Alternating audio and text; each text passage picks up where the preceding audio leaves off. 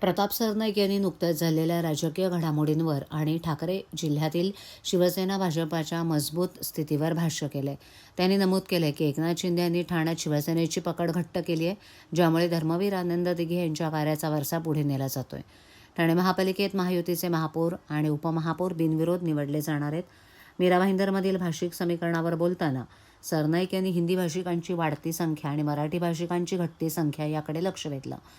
त्यांनी मराठी एकीकरण समितीवर मराठी हिंदी भाषिक वाद निर्माण करून राजकीय फायदा घेण्याचा आरोप केला.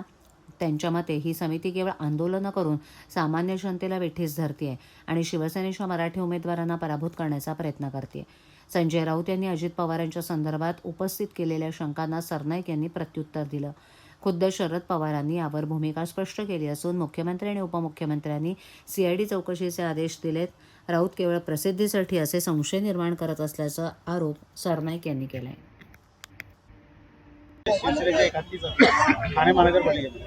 ह्या राज्याचे शिवसेनेचे मुख्य नेते आणि उपमुख्यमंत्री आदरणीय एकनाथ शिंदे साहेबांनी गेल्या अनेक वर्षापासून ठाणे जिल्ह्यावर शिवसेनेची पकड ढिली होऊ दिली नाही आणि धर्मवीर आनंद दिघे साहेबांनी जो पाया रचला होता तो भक्कम करत आज ठाणे महानगरपालिकेवर त्यांनी भगवा फडकवलेला आहे.